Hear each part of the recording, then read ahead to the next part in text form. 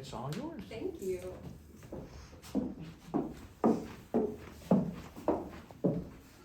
Well, good evening, ladies and gentlemen. Again, thank you very much for having me.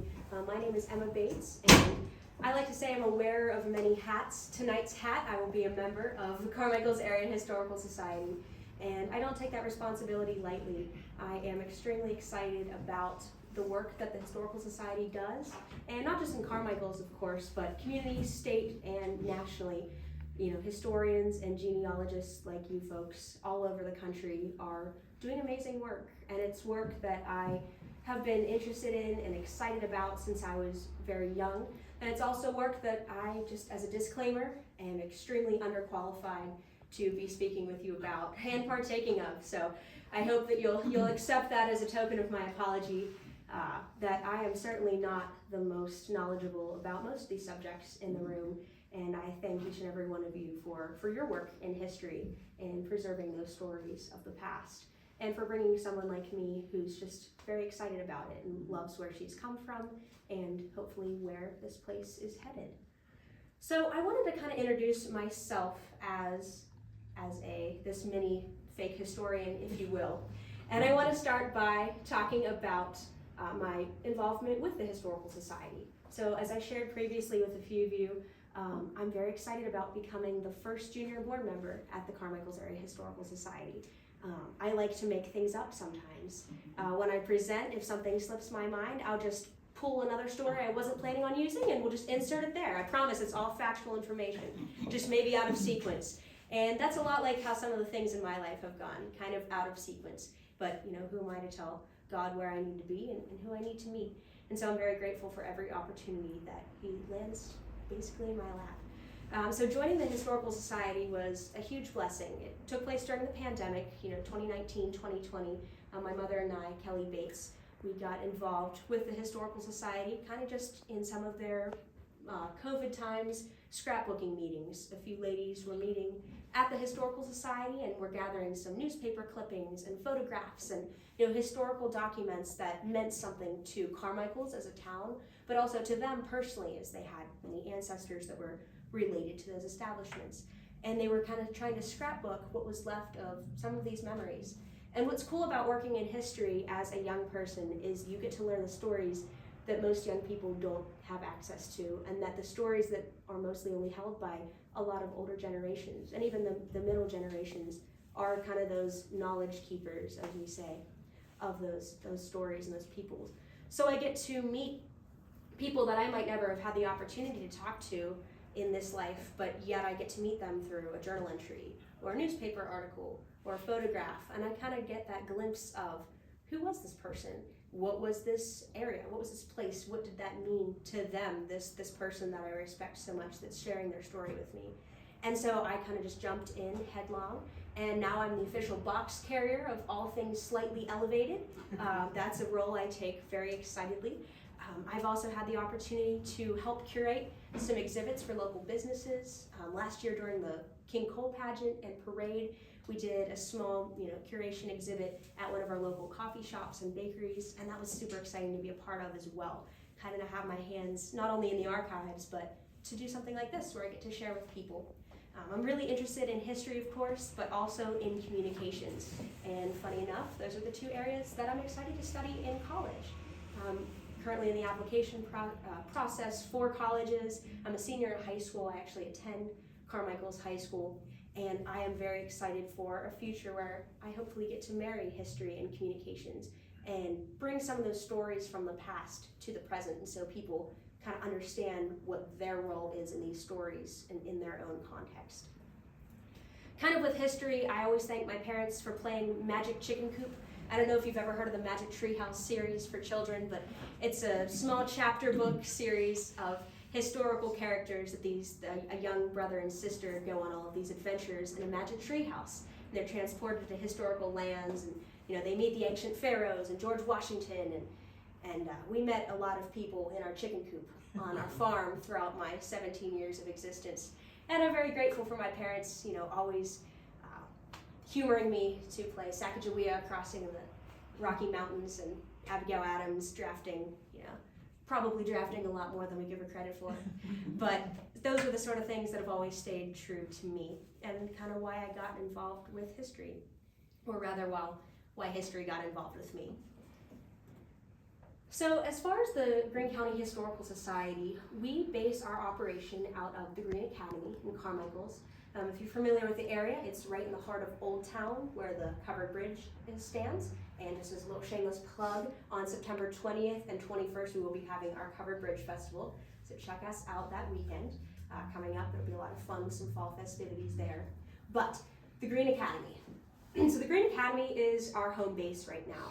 Although the Historical Society does not own the building, they have housed us very graciously since the Historical Society's inception in the mid-2010s.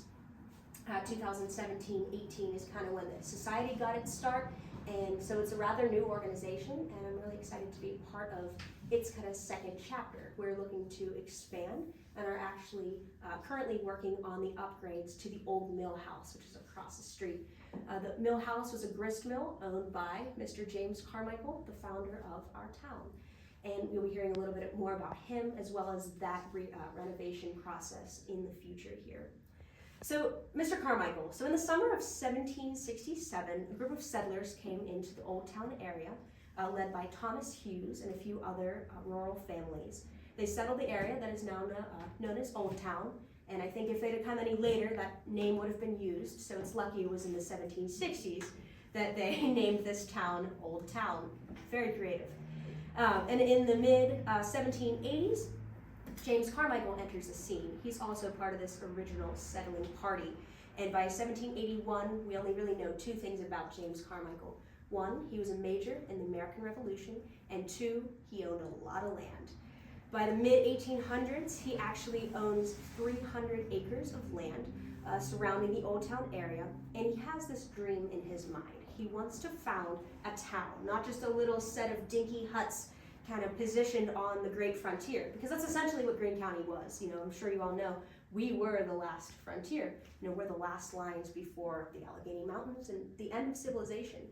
We were not big on following the Northwest Ordinance, so we keep pushing the envelope. And I know, fellow Greene Countyans, we are still commonly known to push the envelope, you know, as far as it will go.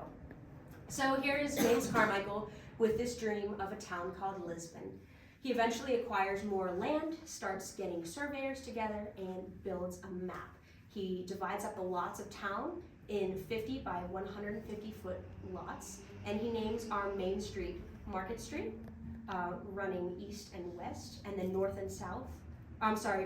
Market Street running north and south, and George Street running east and west. And those two roads are the in and out routes of Carmichael's today, even hundreds of years later.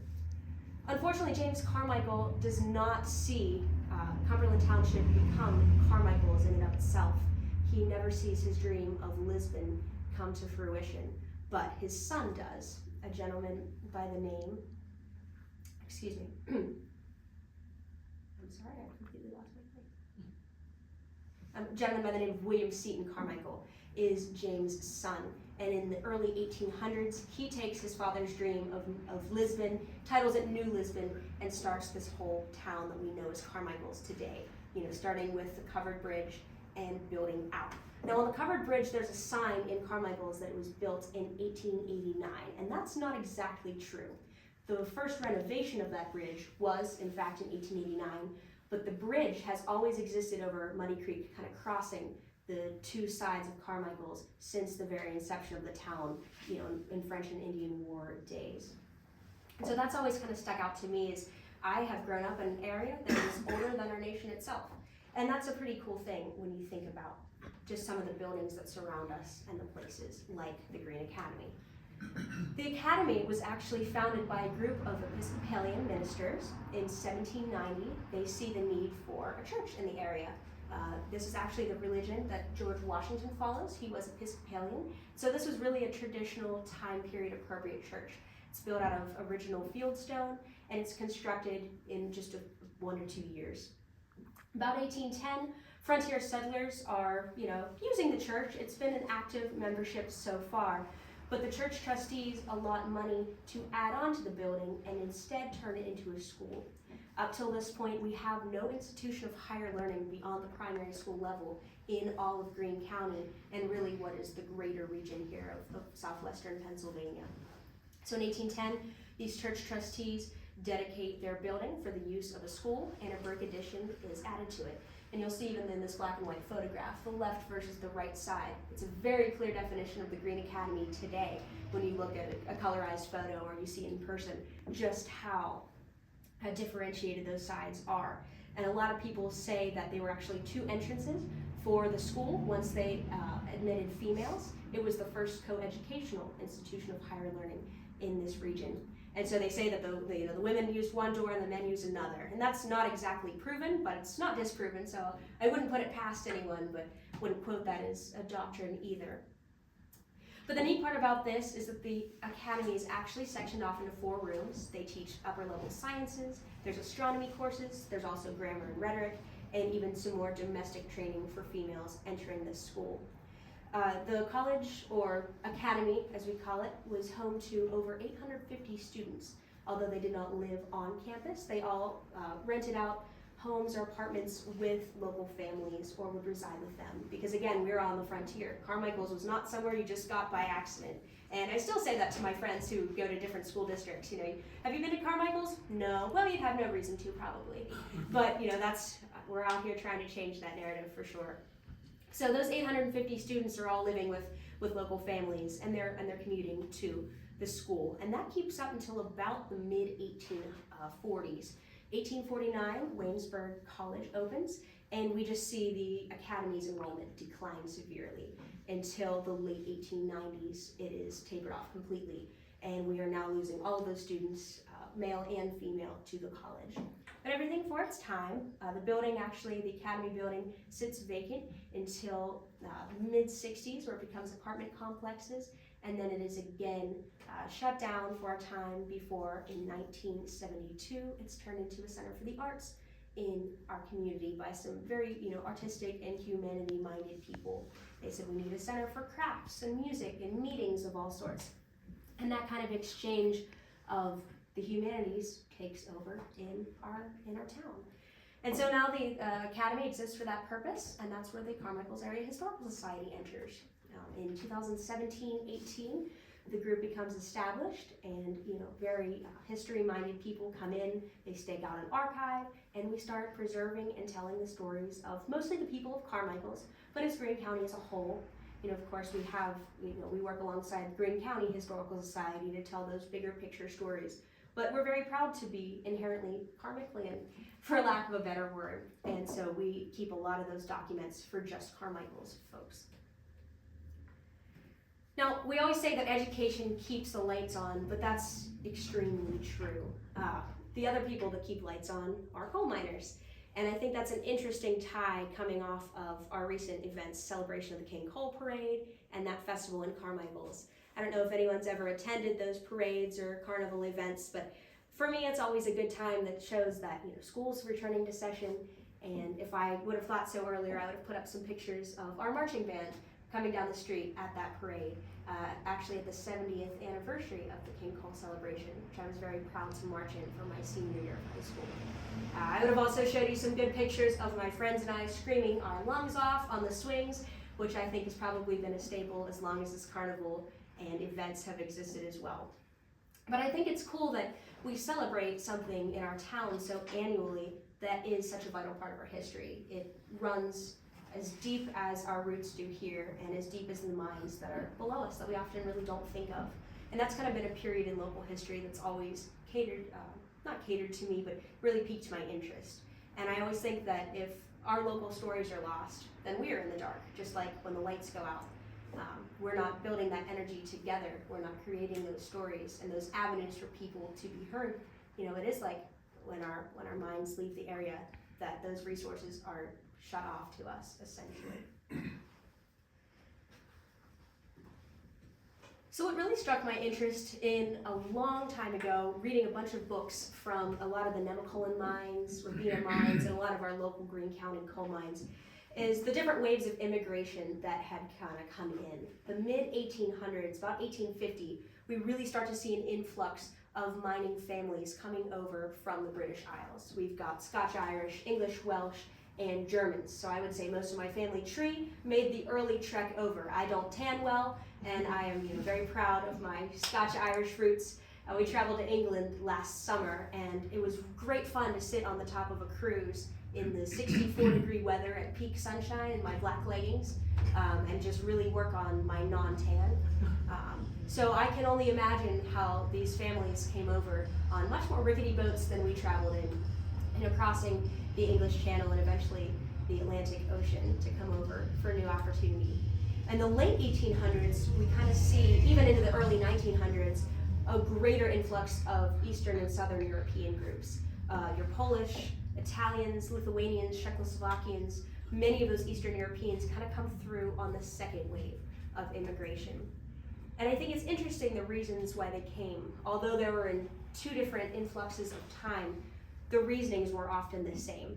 Economic advancement, job security, proximity to their relatives, and just an overall understanding of America being this land of flowing with milk and honey. I was reading a book called Patchwork Voices, and it kind of encompassed a lot of individuals who really did immigrate, some telling their family stories. Some of the reasons they cited for their fathers and mothers coming here was that it was a job and I was looking for work, and I decided to make the best of it. My parents had heard this was a land of milk and honey, and no, they never said they were disappointed. There's even stories that many non-native English speakers were sent here with tags on their jackets that read with their name and their address, that when they would come over on boats wherever they were coming from, they would be claimed by their family members who maybe have never met them, and all they would have in common was that name in their English language that they maybe couldn't even speak yet. And they would be noticed by their tag, and they'd say, oh, you're with us, you're coming home to work in our patch town.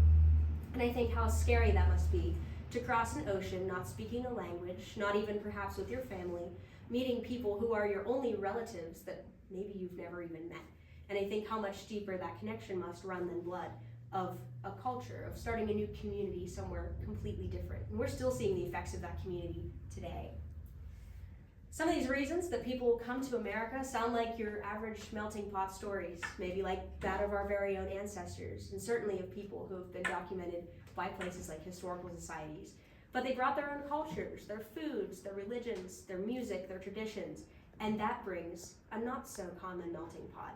Sure, that maybe happens everywhere, but as historians, we appreciate those primary sources that those folks leave behind, and we appreciate their stories as well from a simply human standpoint. So what exactly was the work that they were coming over here to do? Well, bituminous coal mines, especially, known as the soft coal region of the southwestern PA, we are extremely heavy in that in about the early 1900s, even up through the 1950s and 60s, we see bituminous mining really starting to trickle out. There's a lot of different extraction methods being used, and I am by no means a coal miner, nor do I have much information on this, but through some of my reading, I've kind of been taken aback by this original style of mining, which is room and pillar, where essentially gentlemen would head into the mines, open up about an 8-foot entry hole, a man door essentially, how many feet underground, and would pray it didn't close in the time that they could firm up pillars to hold up the earth above their heads, and use simple picks, sledgehammers, and shovels to dig out the coal, and eventually, if they were lucky, return above the surface. Eventually, throughout the 1930s and 40s, retreat room and pillar started to become a little bit more popular, where people would enter the mines a second time, remove those posts, and kind of get 70% more of your coal out of the way. So you were kind of getting a double dip into the product that was coming out of the mines. And that was great for you if you were on overtime, but it wasn't great if there was a buildup of toxic gases, or worse, a collapse that could leave you fatally injured or worse. Coke production was also a huge use for coal in our area, and especially in Fayette County, a lot of the Connellsville seam was used by the National Road, and the Monongahela River really were two huge conducting points for coal to be transformed into coke in beehive ovens, melt away those imperfections and run the steel that actually builds our nation. And this coke production is a lot more popular in the early days of coal mining when it's being channeled to build. The Industrial Revolution is hitting its peak about 1870, 1880, and we're seeing men of the names of those tycoons like Henry Clay Frick, Andrew Carnegie. Those coal mines are really producing to serve a greater company. And those are what we see in the skirmishes with the Iron and Coal Police, the Pinkertons, all of these kind of Pittsburgh names. They trickle down here too. And as soon as we get out of that more industrializing process, we see coal being mined for coal's sake, more to keep the lights on, more to benefit for warmth and running communities closer to home. So that's a small win, even in kind of a dark place. Kind of peering down the shaft, I like to say, this is a picture of Nemacolin Mine in the Buckeye Coal Company in 1918, its first year. This is actually the gentleman mining this first load of coal. This is actually the first extraction known to be brought out of that mine. And I've always kind of looked at this picture as a mirror that they're looking in and they've just come out and they're looking at what they've done. And I think it's really interesting to kind of survey that work in that way, and how many people throughout even history have gotten to sit back and survey their work, and how many people have had that work cut off very tragically. I think one of the couple interesting practices that I'll touch on are canaries in the coal mine. I like to say that Carmichaels is kind of a canary. It reads the meter for the rest of our greater area. Well, these canaries are bright yellow songbirds that were sent to the mine basically as a precursor to carbon monoxide detectors. The bird stopped cheeping, you wanted to get out fast. It was better that the bird go than you went. So that was kind of an interesting way of, we're going to send a bird down, we're going to test out the waters or the oxygen levels and see if it was safe for men to be underground there. Mine ponies were actually used as the precursor to mechanized mining. You'd take pit ponies who maybe never came outside. A lot of these ponies lived underground or were stabled at least in the darkness because it would have been too difficult for them to adjust to the light of day. I think that's kind of a huge metaphor for anyone who's trapped in a lifestyle that they don't want to be in, that they want to get out of. Those pit ponies are kind of illuminate that darkness that I know a lot of people have found themselves stuck in a rut, because coal towns did try to get you stuck. They try to keep you, bound to the company store. You'd get caught on a level of credit that was just massive. You can borrow from our store. Your paycheck didn't come in. You can have your food. You can have extras. You just pay us back at the next, we'll pay back out of your pay. Don't worry, we'll take it out of your pay. 3 months later, it's still being deducted from your pay, and your family has no means to support themselves outside of the patch. So there were problematic things as well. But I would be remiss if I only mentioned the fractured veins. The white picket fence American dream didn't always take place. There was conflict, there was disaster, like we talked about. There was that forced stagnation. There were strikes, and it wasn't always, unions coming to the rescue. Sometimes it was, and we certainly needed the UMWA coming up, the first British and English United Mine bureaucracies. Those were kind of the first attempts to unionize, and they were massively important. They were multicultural, multi-ethnic organizations that kind of fought for the rights of all the workers, which was an insanely unheard of topic then. But they certainly were not without their faults, just as any other institution is not without their faults. But I would certainly be remiss if I didn't mention the joy from these situations as well, and really the types of communities that were born from these things. Some of these pictures I'll just let sink in were from our historical archives or from the Flanagan Library, as well as Bryce and Linda Rush's collection. They are a huge collector of coal mine artifacts, and I am forever indebted to their digital archives.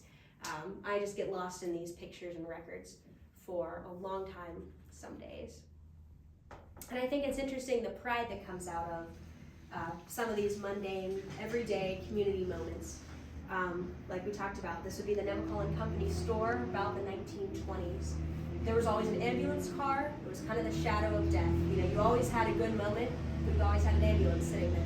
I always find it funny on Friday night football when I'm out at marching bands that everybody runs out of the tunnel and the football players are so stoked to go tackle some guy, and there's an ambulance company sitting on the side of the road. I'm like, is this really that fun, guys? Like, we're gonna run out on a field, hit each other in a helmet, knowing we're gonna get a concussion, drive your buddy out of the football game gates, and then just continue playing.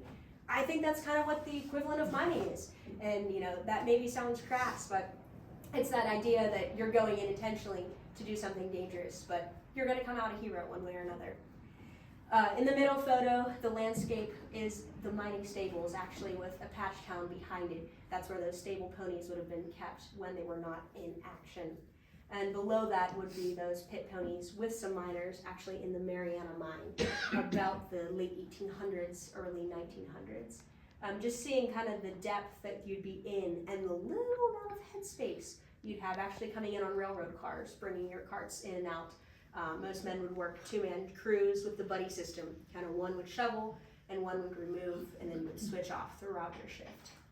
And the far left photo is actually the Cumberland Supply Company. So that was the Cumberland Mines version of their company store. And I believe that there were some captions on Facebook that there were folks trying to identify some family members on the Historical Society page. So that's another fun thing. Our Historical Society uses our Facebook platform actually to identify some people in photos that we might not know, or just kind of engage with the community and share in some experiences that people might be more aware of.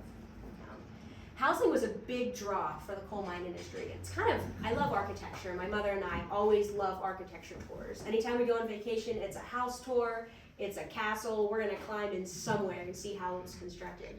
And I think the reason homes are so interesting to me is that it's home base for you. It's where the people spend the majority of their time. And it's no surprise then that housing is so highly advertised. Even in this newspaper article from 1918, we see them touting Nemacolin Mine as the model patch town. They have duplex housing for your own family, gets their own side. It's almost like owning your own square of the American dream. And you get a bathroom with indoor plumbing. That was a huge draw. That was a really huge draw, especially when you found that there was a credit system that you could start loaning with the local banks in the area, and you could also access the company store. There wasn't always a trap, and a lot of families really enjoyed and were proud of their little slice of heaven that they could call home. The bottom left-hand corner actually was Nemacolin Mine in its heyday, about the 1920s. And I just think how beautiful it would be in a little town with everything so quaint. Not everything is that dystopian fantasy, but when you look at what some of the places around us look like now, you just kind of wish maybe you could step back in time just for a little bit or make their lives a little bit better today. And there were amusements too. I think my favorite thing on this slide is in the top right-hand corner, there's a pool table at the Nemacolin Activity Center. And below it reads a sign in their bowling alley. You can't see it, but it says, "If you can't keep behind the foul line, you can't bowl on these lanes." I think we could have a lot more signs like that. I think we might have a lot more fun in games if we could control it like so. So I think I know I speak for myself when I say that our youth could use some more signage posted for our fun events. There was also a lot of emphasis on sports, camaraderie in any way, whether it's music or arts or sports brings people together. And a lot of immigrants brought with them their love of baseball. There are a lot of teams from each patch town. They'd compete and they'd have these major competitions that brought some solidarity to some difficult times where you'd be spending, well over your 8 hours working a day. It was fun to get outside and play too. Many patch towns also had movie theaters, entertainment centers, and especially churches.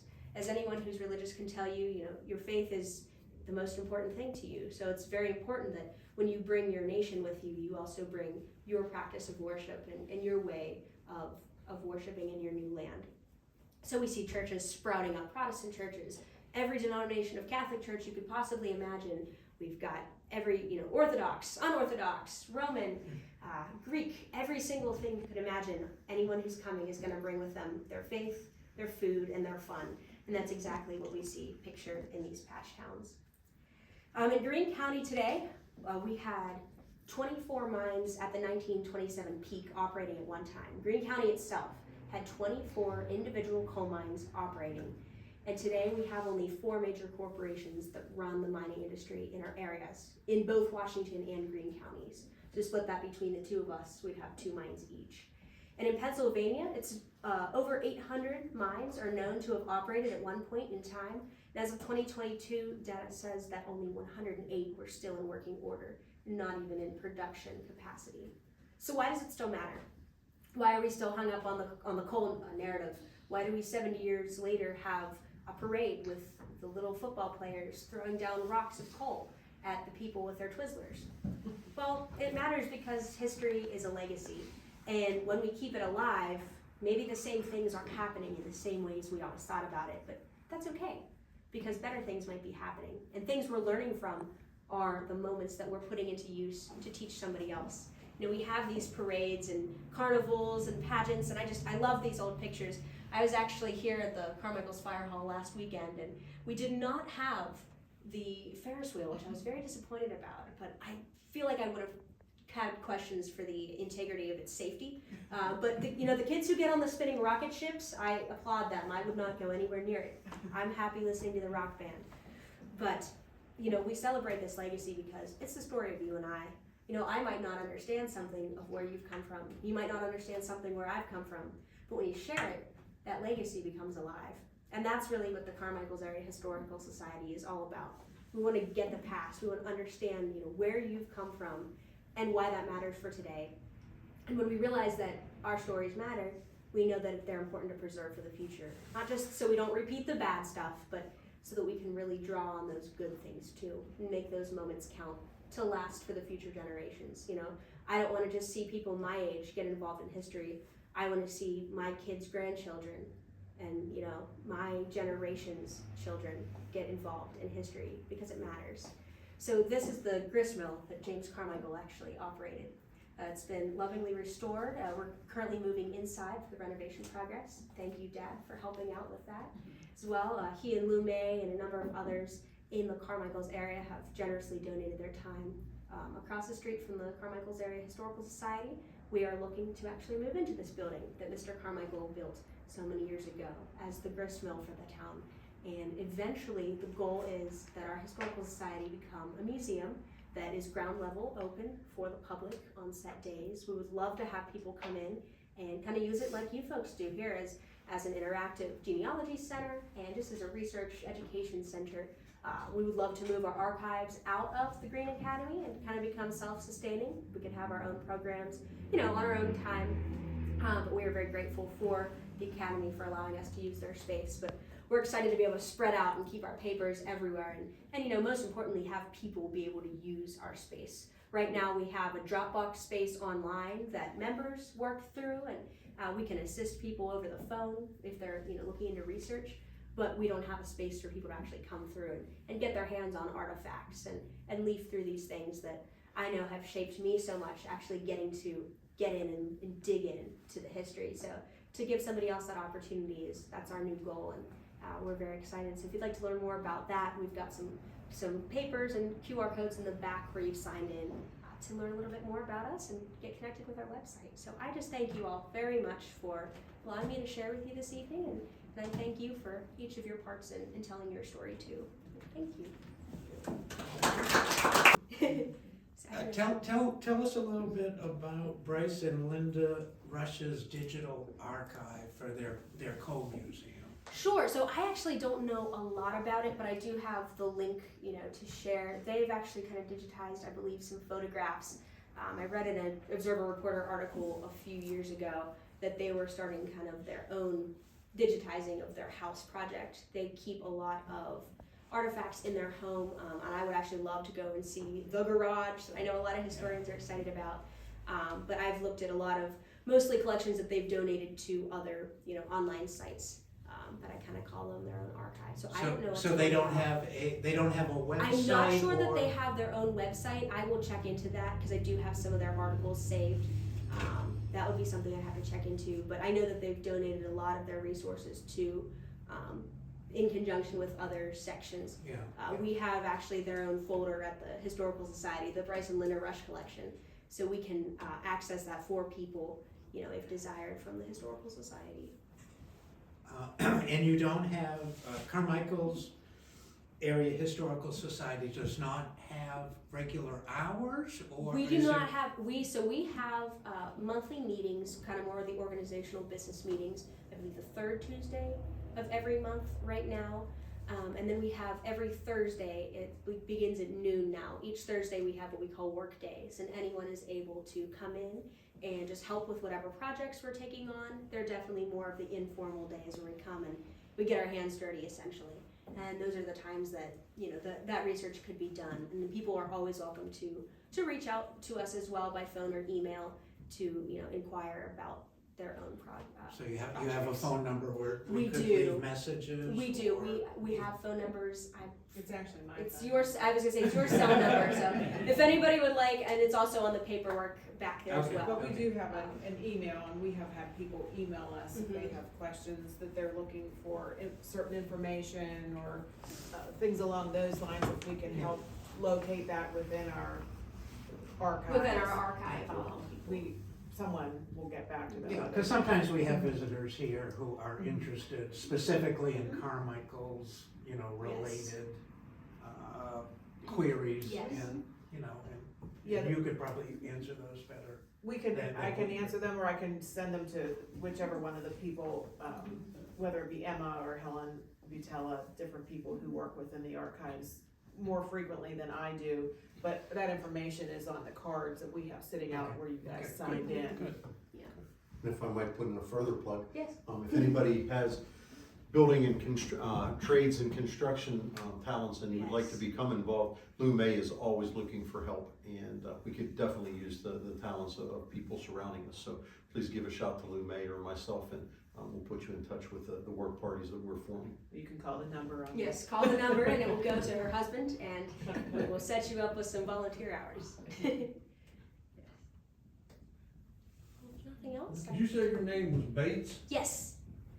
Are you a descendant of the Bates that wrote 1880 historic in Pennsylvania, You Greene know, County? I am not sure. My own Bates history is a little sketchy, so maybe I'm gonna have to start coming to the Genealogical Society and working that out. Yeah, So probably I'm not. not sure.